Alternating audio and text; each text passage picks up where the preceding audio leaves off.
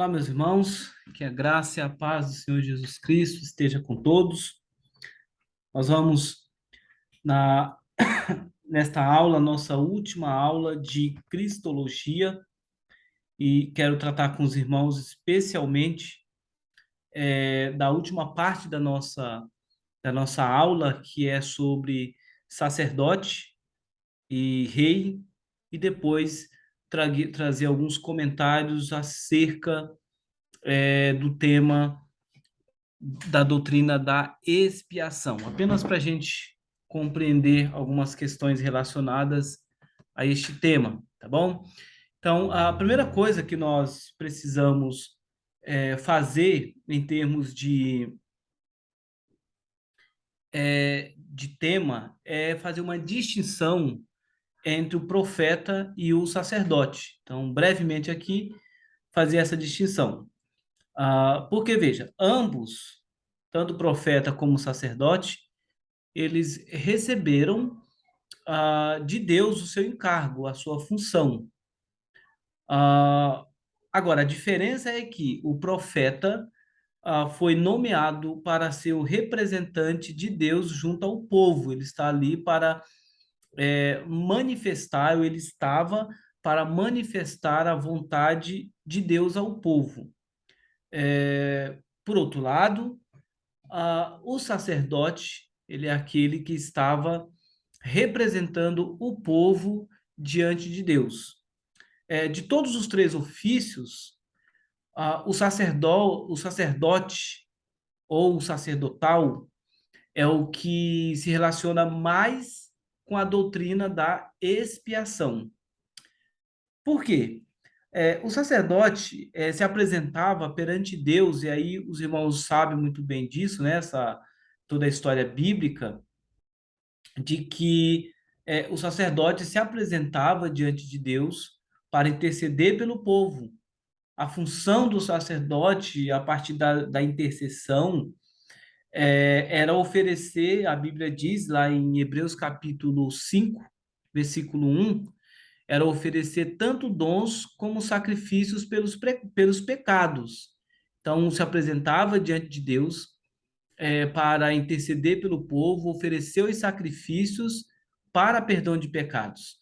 No Antigo Testamento, quando os homens, portanto, pecavam, eles precisavam, obviamente, se dirigir ao sacerdote, que os ajudaria na oferta do sacrifício pelo pecado.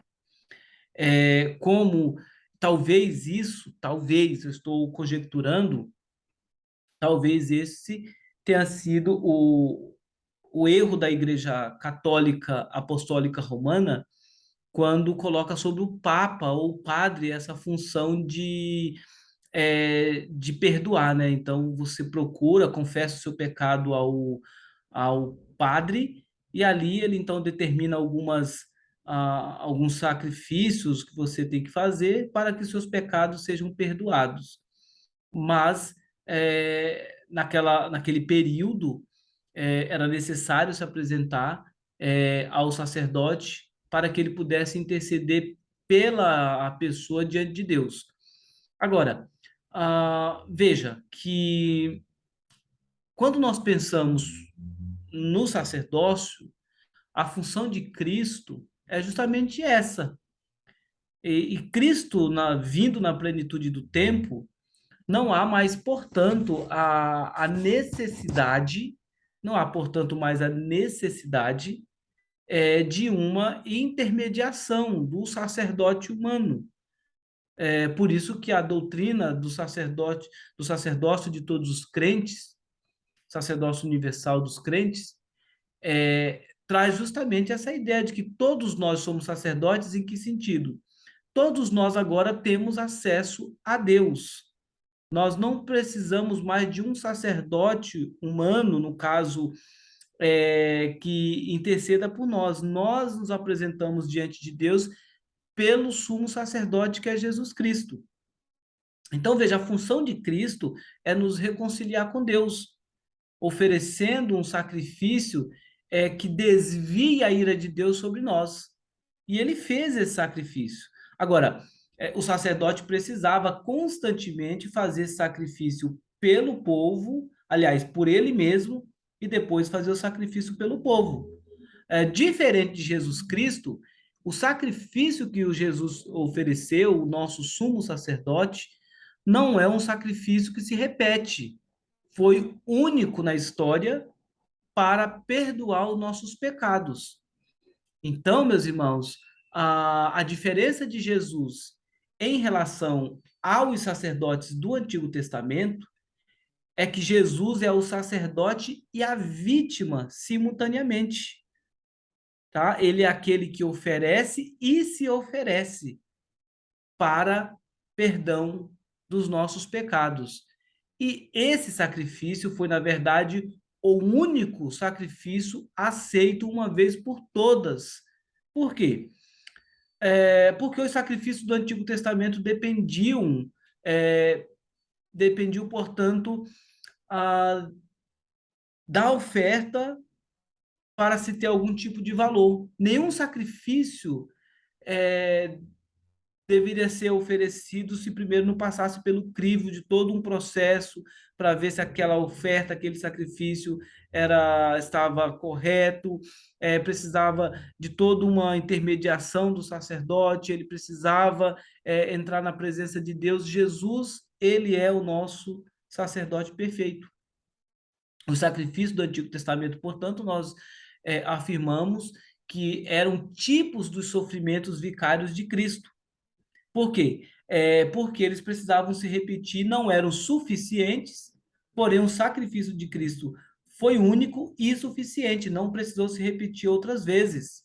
Dessa forma, nós então é, entendemos que Jesus consumou sacerdotalmente todo o sistema do Antigo Testamento.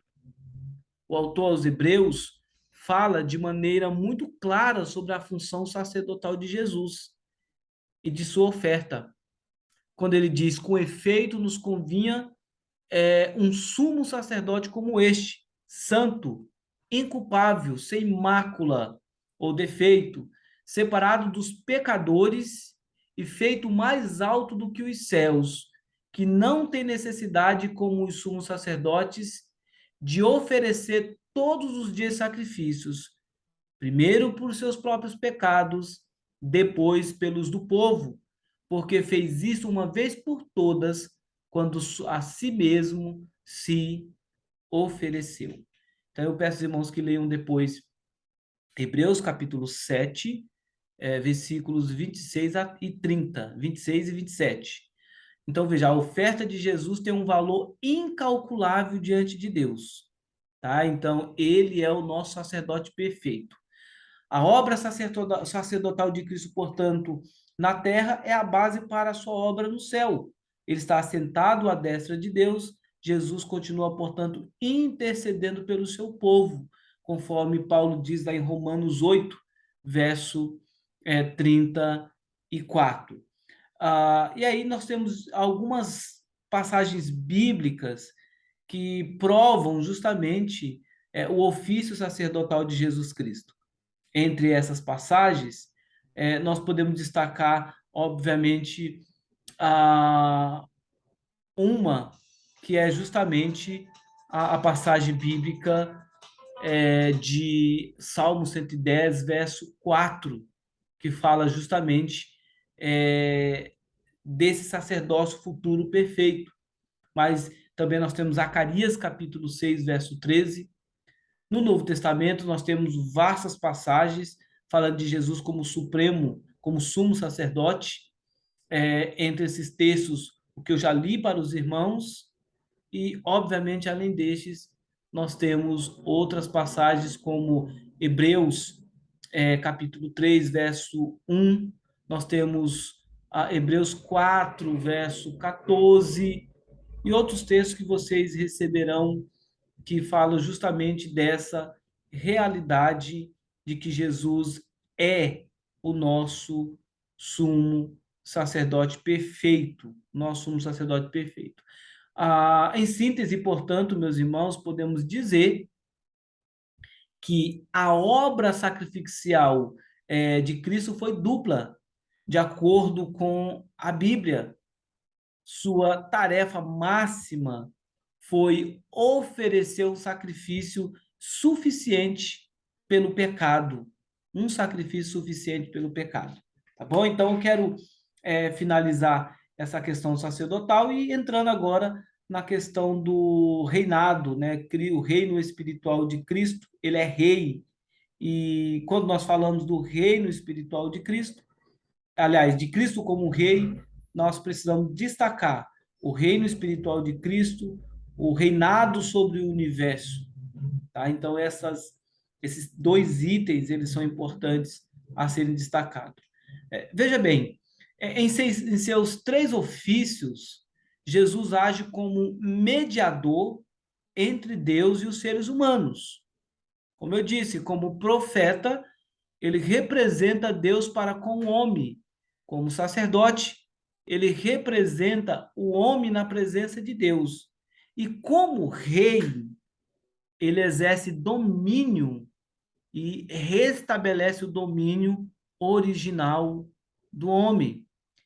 Cristo é Rei Supremo sobre todas as coisas, desde toda a eternidade. Mas isso diz mais respeito a seus atributos de soberania. Quando pensamos no ofício real de Cristo, estamos, portanto, nos referindo ao governo que ele exerce a partir da sua obra na cruz. Veja bem, embora Cristo seja rei desde sempre, depois de sua morte e ressurreição, ele foi, portanto, podemos assim dizer, mais uma vez coroado, agora como aquele que tem em suas mãos o destino do mundo para efeitos redentores. Evidentemente que trata-se de um reino espiritual. João descreve essa cerimônia de coroação de Jesus lá nos capítulos 4 e 5 do Apocalipse, quando Jesus é descrito por um lado como um cordeiro e por outro como leão da tribo de Judá. Toma o livro da mão direita do que está assentado no trono e começa, portanto, a abrir esse livro que contém os acontecimentos que consumam o plano redentor para o mundo. Então, veja, os efeitos dessa coroação levaram Jesus a dizer, lá em Mateus 28, na grande comissão, versículo 18: toda a autoridade me foi dada no céu e na terra. Aquele que desceu do céu se fez homem, padeceu a mais terrível das mortes. Agora ele volta ao seu lugar de glória e assume um posto ainda maior de autoridade. 1 Timóteo, capítulo 3, verso 16, eu vou ler para os irmãos. 1 Timóteo 3,16, diz assim: evidentemente, grande é o mistério da piedade. Aquele que foi manifestado na carne, está falando da encarnação, foi justificado em espírito, contemplado por anjos, pregado entre os gentios, crido no mundo e recebido na glória. Recebido na glória. Então, nós temos aqui, Paulo narra toda essa trajetória de Jesus, por exemplo, na sua carta aos Filipenses, uma passagem que bem poderia ser um cântico, diz os estudiosos, dos primeiros cristãos. Quando em Filipenses capítulo 2, versos 6 a 11, ele vai dizer: pois ele, subsistindo em forma de Deus, não usou como usurpação ser igual a Deus. Antes a si mesmo se esvaziou, assumindo a forma de servo. Nós já vimos a questão do esvaziamento, tornando-se semelhante de homens e reconhecido em figura humana. A si mesmo se humilhou, tornando-se obediente até a morte e morte de cruz. Pelo que também Deus o exaltou sobremaneira e lhe deu o nome que está acima de todo nome, para que ao nome de Jesus se dobre todo o joelho nos céus, na terra e debaixo da terra, e toda língua confesse que Jesus Cristo é Senhor, para a glória de Deus Pai. A humanidade, seu povo, participa dessa glorificação. Cristo é o seu representante. Cristo é o seu representante. Ele é rei. Ele é o cabeça. Efésios 1:22 vai dizer isso, que ele é o cabeça da igreja. Ele está assentado acima de todo principado, poder, potestade e domínio. E todo nome que se possa referir não só no presente e nos céus, mas também no vindouro, se dobra diante dele. Efésios capítulo 1, verso 21 e 2. Então veja, meus irmãos, que ele governa todas as coisas para o benefício da sua igreja. Seu governo é a garantia de que a redenção finalmente se consumará e de que sua morte não foi em vão. Então a ideia de reinado é justamente esse. E aí nós entramos, obviamente, no último ponto nosso, que é acerca da doutrina da expiação. Mas o que significa o termo bíblico expiação? Vamos definir então termos para depois nós avançarmos um pouco mais. Expiação é uma referência acerca do perdão dos pecados daqueles que se arrependem deles e confessam, acompanhado de reconciliação com Deus, através do sacrifício de uma vítima inocente. No Antigo Testamento, a vítima era o animal, figura e símbolo para o Cristo crucificado. Tem dois textos que vai mostrar justamente isso. Primeira são os capítulos de 1 a 7 de Levítico, e depois você pode comparar isso com Hebreus 9, dos versos 19 a 28. Então, entender o termo, tá? Entender o termo. O que significa expiação é importante para sabermos exatamente como Deus nos tratou, mesmo sendo nós pecadores e merecedores da sua ira, tá? Merecedores da sua ira. A grande obra sacerdotal de Cristo está justamente na expiação. E, obviamente, que a obra da expiação, a obra da expiação, ela é completa com a intercessão de Cristo.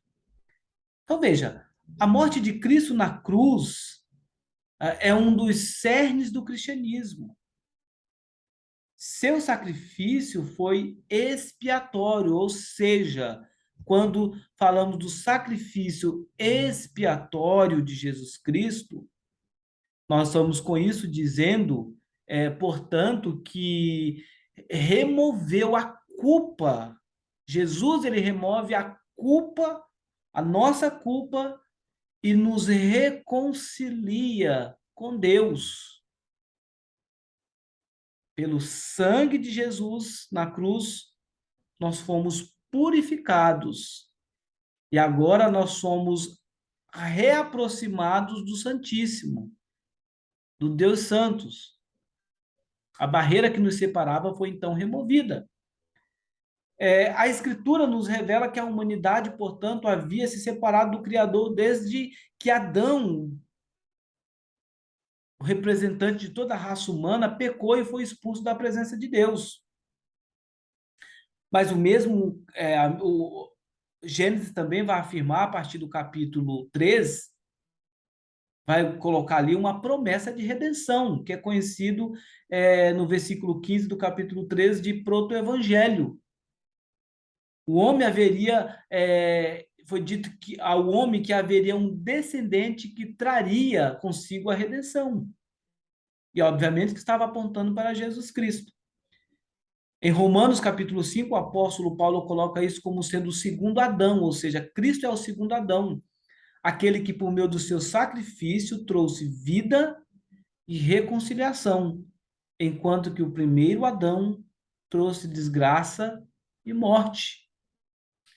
É, dessa forma, nós podemos dizer, então, que, em termos pactuais, podemos dizer que entre os dois cabeças federais aqui, aqueles que não estão em Cristo, entendam bem, aqueles que não estão em Cristo continuam sob a maldição adâmica, do primeiro Adão, pois são violadores da lei divina.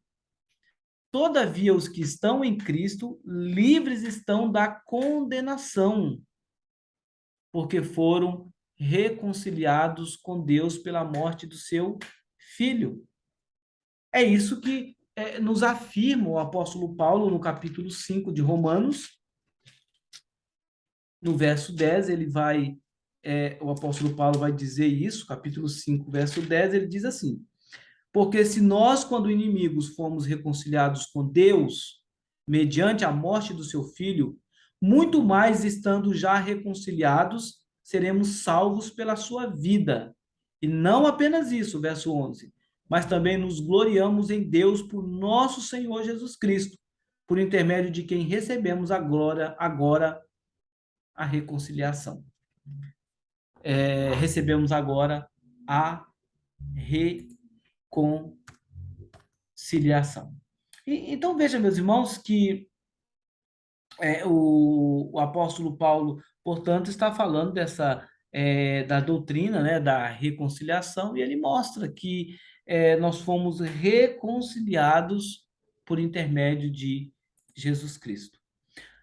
Mas qual é a causa que motiva a expiação? Qual é a causa que motiva Cristo morrer para nos salvar?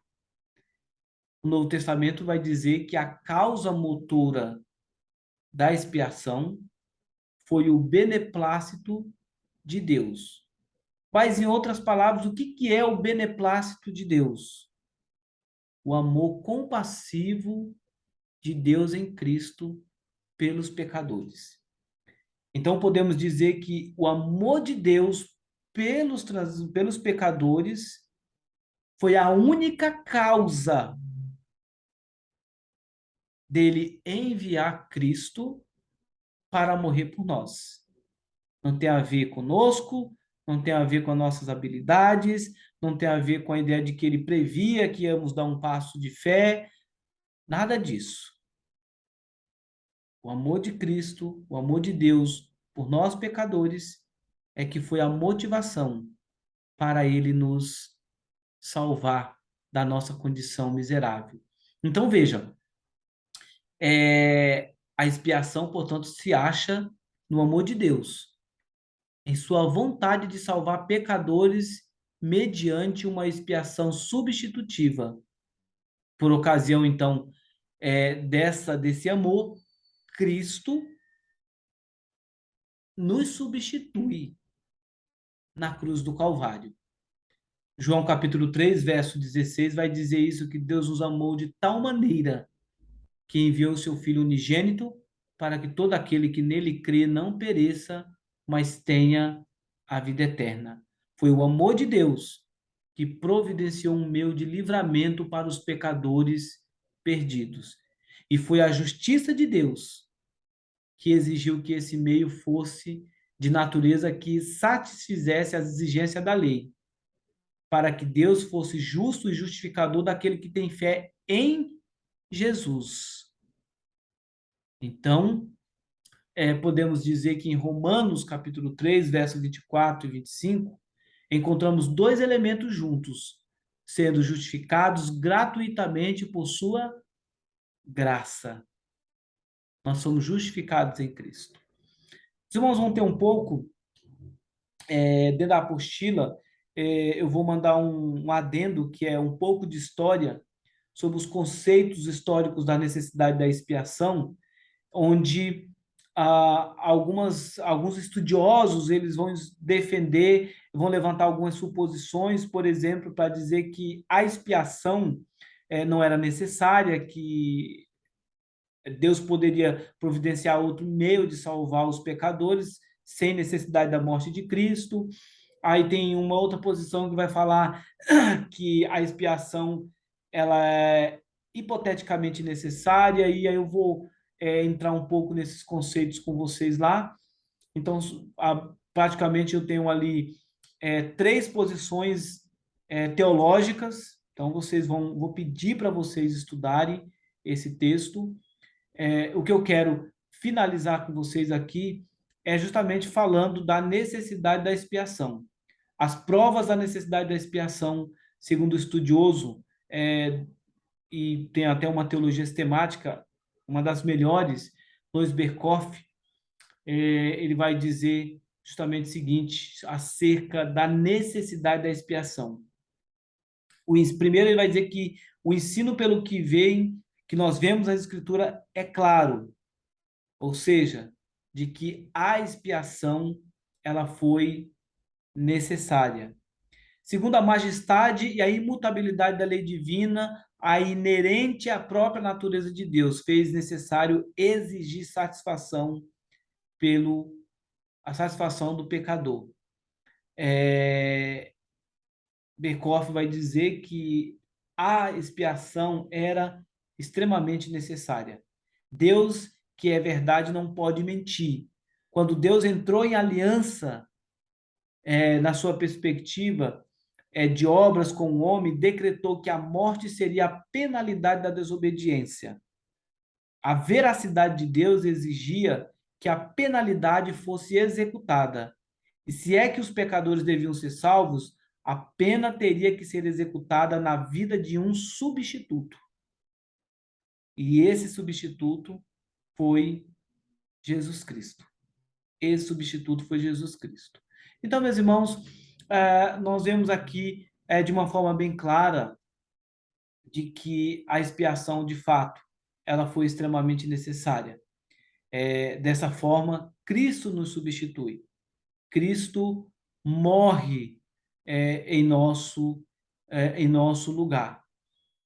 Sendo assim, caminhando aqui para o final, tem outras coisas que vocês terão na apostila, mas eu quero apenas citar o Dr. Russell Shedd quando ele chama a atenção para os seguintes pontos de diferença quando a gente estuda a doutrina da expiação. Primeiro, a expiação a expiação é providenciada pela parte ofensora.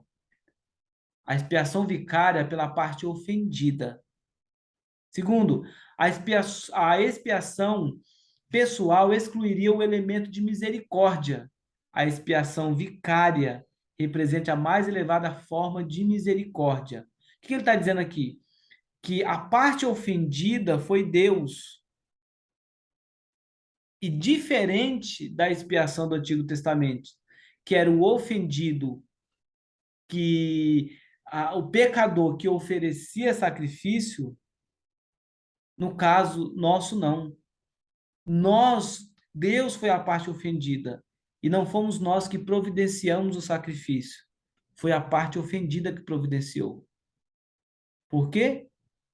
Por causa do amor que o Senhor tem por nós.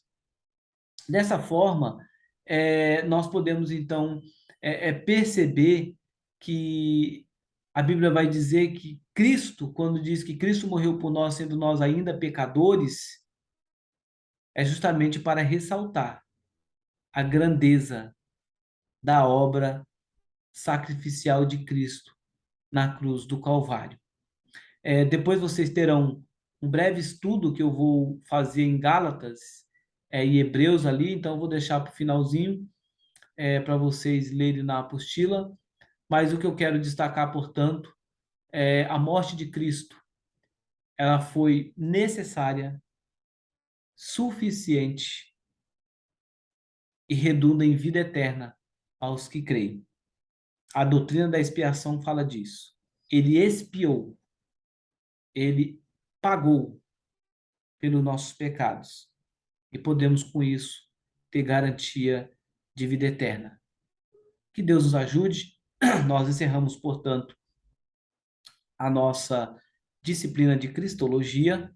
Qualquer dúvida, os irmãos podem me procurar. E junto com o material, eu estou mandando para vocês a apostila completa de todo o conteúdo das aulas que vocês tiveram, tá bom? Deus abençoe, em nome de Jesus. Obrigado, irmãos.